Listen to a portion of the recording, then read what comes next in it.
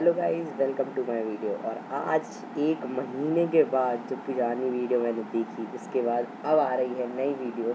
वही same topic से start होगा। हमने 3 लेक्चर्स कवर कर लिए थे our universe and the solar system के। आज 4th लेक्चर कवर होगा जो कि बहुत इजी टॉपिक है लेकिन समझने में थोड़ी दिक्कत आती है, और वो है हमारा नेब्यूला। नेब्यूला एक बहुत इजी टॉपिक है। अगर आपने इसे समझ लिया तो सच्ची में आप समझ जाओगे फिज़िक्स क्या कहती है, साइंस क्या कहती है, क्या स्पेस साइंस होती है, क्या इसमें कंसंट्रेशन बनता है, मतलब वो सारी चीज़ें आप समझ जाओगे अगर आपने इस टॉपिक को समझ लिया। और आज मैं आपको टॉपिक समझाऊंगा, ठीक है। तो देखो, नेब्यूला को समझने से पहले एक चीज़ समझ लो, बहुत ईजी हो जाएगा फिर आपके लिए नेब्यूला, ठीक है। उस चीज़ को नहीं समझ पाते लोग, इसलिए टफ लगता है उनके लिए। देखो, पहले हमें पता है कि हमारे पास क्या है, यूनिवर्स, ठीक है। अभी के लिए एग्जाम्पल पे हम यूनिवर्स उठा लेते हैं, ठीक है। यूनिवर्स, हमने यूनिवर्स उठा लिया। ये बताओ, आप खुद अपने माइंड में सोचो कि यूनिवर्स किस चीज़ से बना है। आप खुद सोचिए, तो आपका मेनली जो आंसर आएगा कि यूनिवर्स किस चीज़ से बना है, यूनिवर्स जिस चीज़ से बना है वो कुछ नहीं है, वो एक ही है, और वो है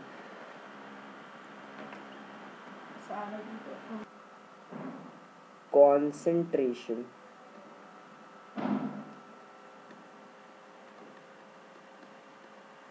और किसके कॉन्सेंट्रेशन से, ये कॉन्सेंट्रेशन से बना है डस्ट, है ना। मैं आपको पहले ही बताया था किस किस के, डस्ट से, गैस से, यही सब चीज़ें तो हैं। ये समझ लो कि यूनिवर्स या किसी भी चीज़ का लॉ जो है वो ये कहता है कि हर हर हर एक चीज़ जो है वो डस्ट और गैस से बनती है, ठीक है।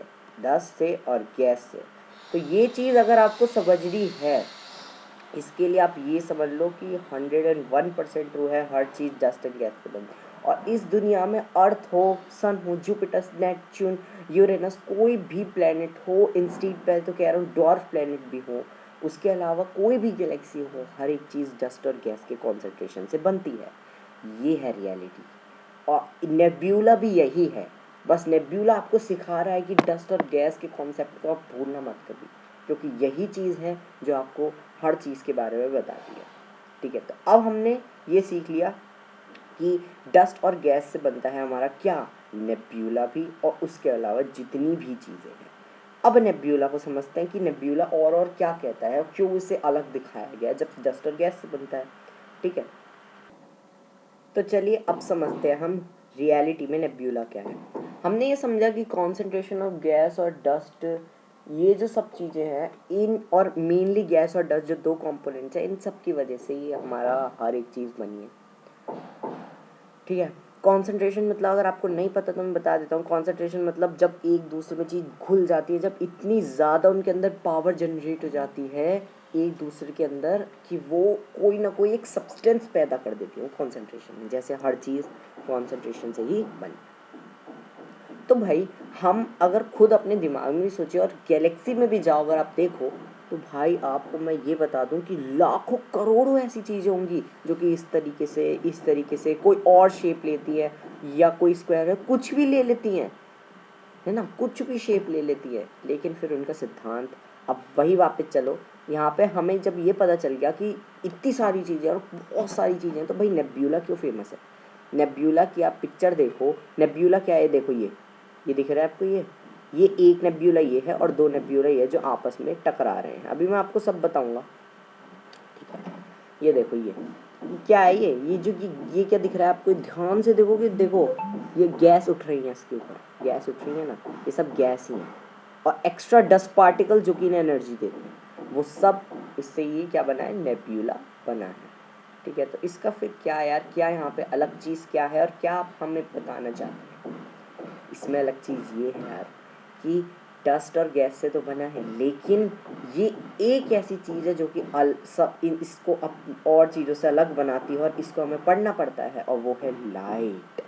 जी हाँ, लाइट। आप देख रहे हो भाई, स्पेस क्या है, एक वैक्यूम है। स्पेस के अंदर आपको कोई भी चीज़ कभी ढंग से नहीं दिख सकती, ठीक है। स्पेस एक वैक्यूम है, मतलब पूरा का पूरा वहाँ पे कोई आपको ऑक्सीजन नहीं मिलेगी, आपको कोई वहाँ पे, जब ऑक्सीजन नहीं है कोई वहाँ पे मीडियम नहीं है जिससे साउंड ट्रेवल हो सके, तो बहुत अलग ही टाइप का वैक्यूम है, बिल्कुल ब्लैक वैक्यूम है ना।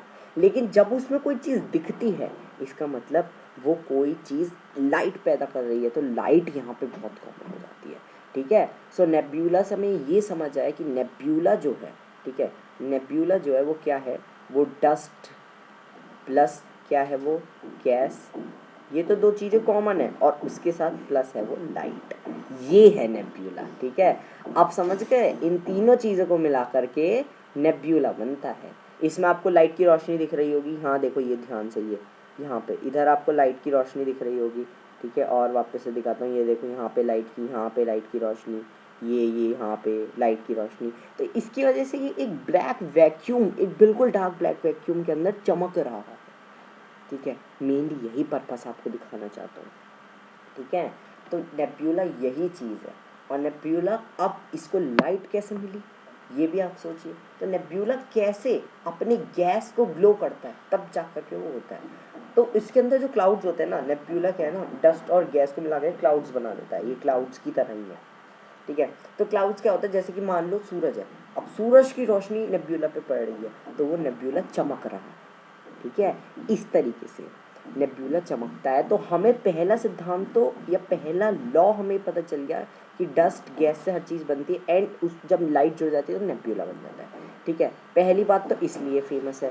और दूसरी बात सुन के ना आप चौंक जाओगे, दूसरी बात सुनना आपके लिए बहुत इम्पॉर्टेंट है, और इम्पॉर्टेंस उसकी ये है कि नेब्यूला ही है जो कि कई सारे स्टार्स को बनाने के पीछे का रीज़न है, और जो स्टार मर जाते हैं उनके पीछे का भी रीज़न वही है।